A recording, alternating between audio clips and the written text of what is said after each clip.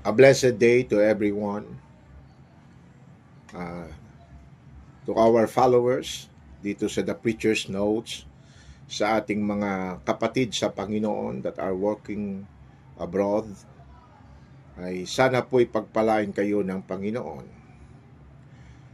Today we are having this recording concerning the news, kung ano po yung nangyayari ngayon between Israel and Iran. Okay? Of course, sumali na rin yung ibang yung America, and perhaps more nation later on will join. Ang salita po ng Diyos ay maliwanag na nagsasabi na mayroon po itong laman patungkol po sa prophecy. Okay?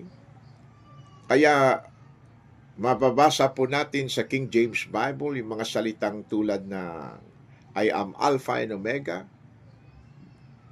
the beginning and the end, which was, which is, and which is to come. Latter days. Yung nangyayari ngayon ba sa Iran at sa kagyera between Iran and Israel, ito po ba'y naisulat na? Nandito na po sa King James Bible, sa salita ng Diyos. Halos 7 or 8 days na or 9 days na tayong sumusunod sa balita patungkol po sa Israel, because Israel is God's chosen nation. At napaka-importante po na alam po natin ang salita ng Diyos, Genesis chapter 12, na ibibless ng Panginoon ang magbibless sa Israel, and God is going to curse anyone or any nation that will curse Israel. The Iranian war dominates the headlines, news, at lahat halos ay naghihintay kung ano po ang mangyayari dito. Pastor, yung nation ba ng Iran ay may prophetic accounts sa salita ng Diyos? Yes po. Yung modern Iran ngayon, ayan po ay Persian Empire. Hindi po natin makababasa ang pangalang Iran sa King James Bible, but yung original na pangalan ng Iran, ng kingdom na yan, ay Kingdom of Persia. However, noong 1935, they changed the name Persian Empire or Kingdom of Persia, being run by a king, sa salitang Iran. Yung nagpalit niyan ay si Reza Shah Pahlavi. Ang word na Iran ay sa aking pagsaliksik ay nanggaling po yan sa grupo ng mga tao doon na tinatawag silang Aryan. So, naging Iran. At pwede po kayong mag-research kung bakit pinalitan nila, at yan ang gusto nila na tawagin silang Iran or nation ng Iran. Saan ba nagsisimula ito? Alam niyo po ba na ayon po sa salita ng Diyos ay ang mga taga-Persia, which is Iran, ay may mga record sa salita ng Diyos na sila po'y tumulong sa Israel. They were even commissioned by God to rebuild the temple of Solomon, the second temple. At puno-puno pong ng prophecy ang Book of Daniel. Dahil sa panahon ni Daniel, contemporary po sila Jeremiah nandun, sila ni Ezra, si Ezekiel, si Karaya. Lahat po sila ay mayroong prophetic account patungkol po sa nangyayari ngayon. Now, after the flood, nagkaroon po, alam natin, si Noah ng tatlong mga anak. And they are Shem, Japheth, and Ham. And may I say that again, Japheth the elder, and then Ham, siya po yung pinakabunso, si Shem po ang taga-gitna. So, Japheth, Shem, and Ham. Pagkatapos po nagkaroon ng flood, dito po sa Genesis chapter 10, na may mention po ang mga pangalan ng mga anak ni Noah. Kaya po napaka-importante pala na pag magbasa po tayo ng Bible at doon tayo makarating sa mga pangalan na ito, nagiging bored tayo. Ayaw na nating basahin kasi anak ng ni ganito, anak siya ng ganito, mga pangalang napakahirap bigkasin. Okay? Sa Genesis chapter 2, na mababasa natin yung mga generation ng mga anak ni Noah, ni Shem, ni Ham, at saka ni Japheth. At nagkaroon din sila ng mga anak born after the flood. Na may mention ang anak ni Japheth, si Gomer, si Magog, si Madai, si Javan, si Tubal, and Meshech at Teras. Please forgive me na hindi ko na po maisa-isa sa inyo kung anong mga nation po sila later on. But I'm going to take part of these names para po mapag-aralan natin ang patungkol po sa Persia o sa Iran. So, nabe-mention ang anak ni Japheth. Nandyan. And then, of course, ang anak ni Ham sa verse 6, si Cush, si Mesraim, si Puth, si Canaan. Sila po yung mga nasa Africa.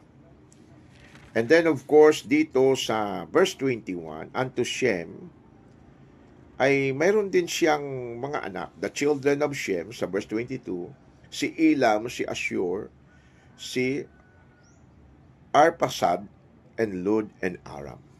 Now, we have no time really para isa-isahin sila.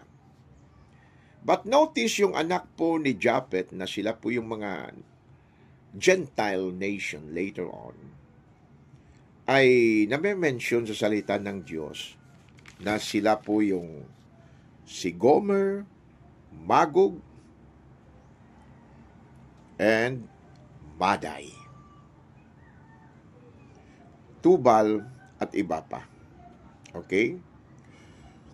Now, itong si Madai na ito, sila po yung generation ng Persian Empire. Okay? Doon sila sa Persia nag-stay, mga kapatid. And then, dito naman sa anak ni Shem, na may mention, sila yung sa mga Israelite, pero hindi lang Israelite, no? Na may mention sa mga anak ni Shem, at bawat isa sa kanila ay nagtayo ng sarili nilang mga lugar. Ang isang anak ni Shem doon ay si Elam at si Asur. Yung Elam.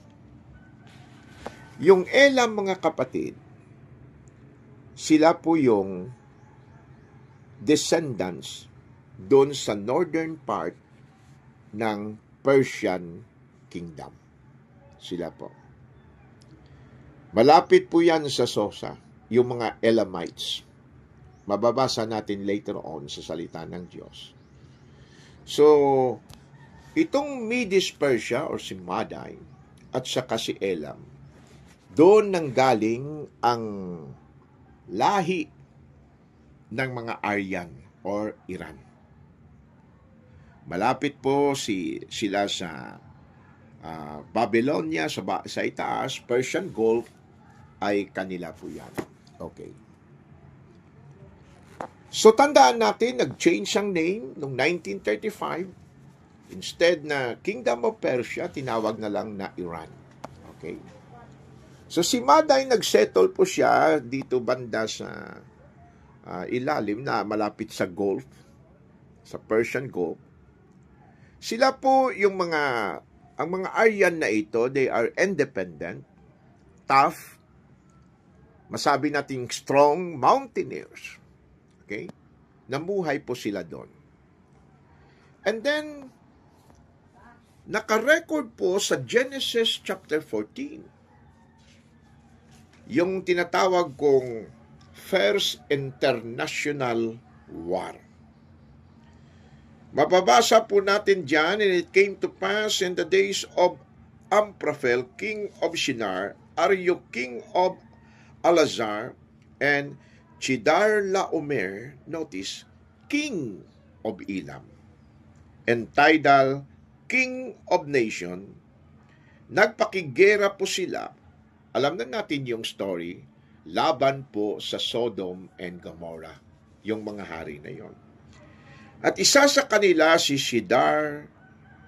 Chedorlaomer, king of Elam. Nasabi ko na sa inyo na yung mga Elamites, they are the Aryans, mga Iranian. Kasama po sila doon sa kingdom of Persia. So mababasa natin yung apat na Eastern king at including po si Chedorlaomer, hari po ng mga Elamites or hari ng Iranians. They started invading nation, okay? At nabasa po natin sa King James Bible na they took Lot. So yung king of Elamite, mababasa natin o maiisip natin sa salita ng Diyos, they are the first to attack, one of the first nation to attack God's people. And we know the story, Abraham with his 318 men rescued Lot. Okay? Ba't hindi nakikita ito ng marami, mga kapatid? It is because nakakonsentrate ang marami doon sa ginawa ni Abraham nung nanalo siya. Binigyan niya ng tithes si Melchizedek. Okay? So, hayanan natin yon. Okay. So, another empire came later on. We know the story of the Bible, and that is the Babylonian Empire. Alam niyo ba na si Isaiah ay nag-prophesy patungkol sa mga mangyayari later on sa King of Persia? Babasahin ko po sa inyo ang Isaiah 44. Dito po sa King James Bible, sa Isaiah 44, ito pong pagkasabi sa prophecy ni Isaiah. Isaiah 44 verse 28. Ang salita ng Diyos ay napakaganda, napaka-perfect, walang pagkakamali. That is why we need to believe the King James Bible. Never doubt what the Bible says. There is no errors in the King James Bible. Okay. In the book of Isaiah 44 verse 28, last verse, nagkaroon po ng prophetic account si Isaiah. Ipinakita po sa kanya at may pinangalanan siyang hari na at least 150 years to 175 years, I believe, before na ito siya'y isilang, before he is born, pinangalanan siya ng salita ng Diyos. His name is King Cyrus. Okay? So, kung gusto niyo malaman kung sino itong King of Cyrus, just read Isaiah 44 hanggang chapter 45, verse 1. Now, Isaiah 44:28, ito pong pagkasabi, Thus saith of Cyrus, sabi ng Diyos, He is my shepherd, and shall perform all my pleasure. Even saying to Jerusalem, Thou shalt be built, and to the temple, thy foundation shall be laid. Tinawag po ng Diyos si Cyrus na isang Persian king, Iranian, na kaniyang shepherd. At itong Cyrus na Persian king will perform God's pleasure at siya po ang magre-rebuild ng temple. At even, mababasa natin sa salita ng Diyos, na siya po yung nagkomisyon, nagbayad, para maayos ulit ang Jerusalem. Chapter 45, verse 1, Thus saith the Lord to this anointed, notice that, to Cyrus, whose right hand I have holden, to subdue nation before him, and I will loose the loins of kings, to open before him the two-leaved gates, and the gates shall not be shut. Alam niyo po ba na makikita natin dito yung prophecy ni Isaiah patungkol sa isang Persian king na darating? Na itong Cyrus na to ay tinawag ng Diyos na kanyang shepherd, at hindi lang yan, tinawag ng Diyos na kanyang anointed. Alam niyo ba sa Book of Daniel, Daniel chapter 1, nag-serve po si Daniel kay King Nebuchadnezzar ng Babylonian Empire. At babasahin ko sa inyo ang Daniel chapter 1 verse 21. Ito pong pagkasabi, And Daniel continued even unto the first year of King Cyrus. Wow! Nag-serve po si Daniel hanggang sa unang taon ng hari ng Cyrus, which is the king of Persia, Aryan people, na later on tinawag na at na-change ang pangalan sa mapa na Iran. Now we know sa Book of Daniel na nagkaroon po ng dream si Haring Nebuchadnezzar. And then of course sa kaniyang pag-dream, nung siya po'y nananaginip, alam na natin yung story, pinatawag niya ang mga sorcerer niya, mga magician niya, para i-explain ang dream.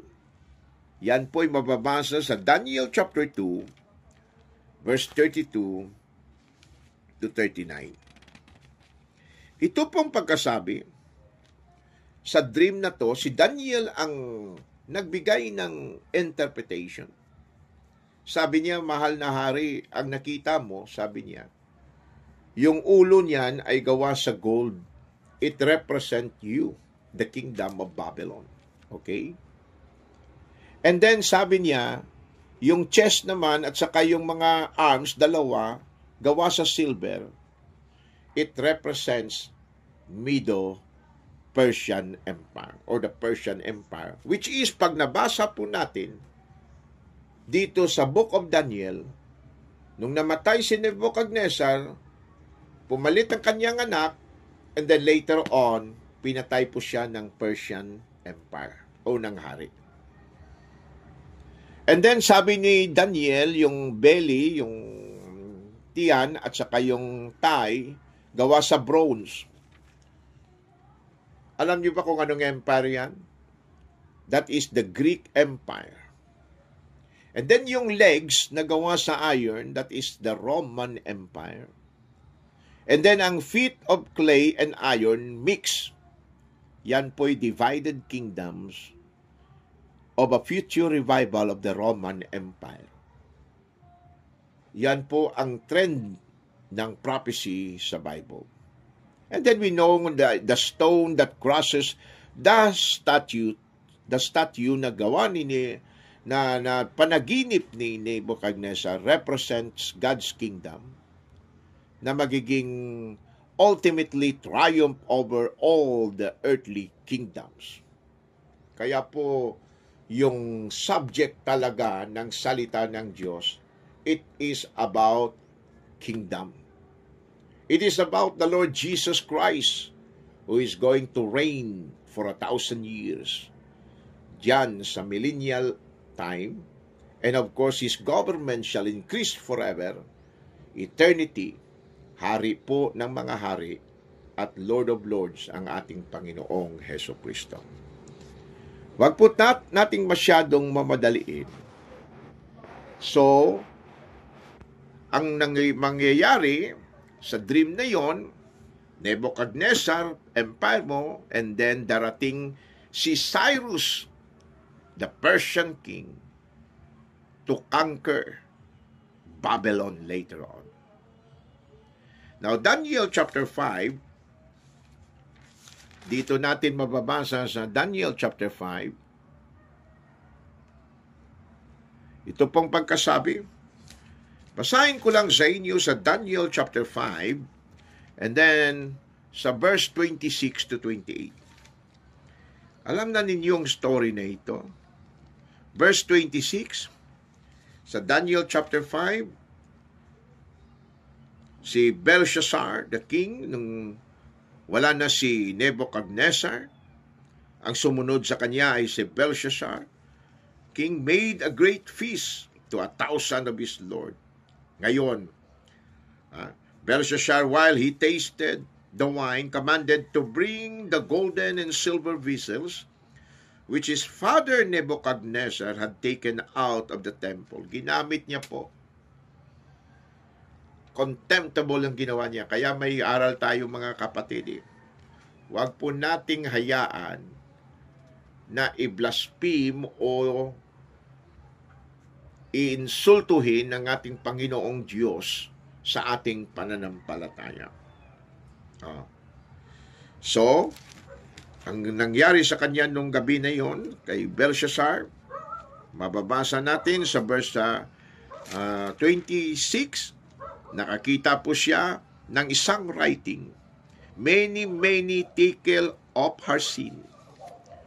This is the interpretation of thing, many God had numbered thy kingdom and finished it, and tekel thou art weighed in the balances, and art found wanting.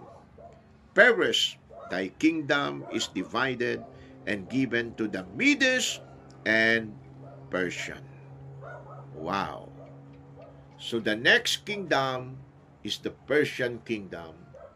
The Aryan people na gustong tawagin ng kanilang lugar, Iran. Well, let us continue our study later on. At least napag-aralan natin muna sa araw na ito kung saan galing ang Iran. Right? Galing pala sila, ang Iran na yan, sa mga anak o ni Noah. Sa kay Japhet, galing sa Madai, kay Shem, Elam, the Elamites. Naaralan natin sa Genesis 14 na yung isang hari doon ay Elamites. Iran yan, mga kapatid. Well, anyway, until next time, may the Lord bless us all. God bless. God bless.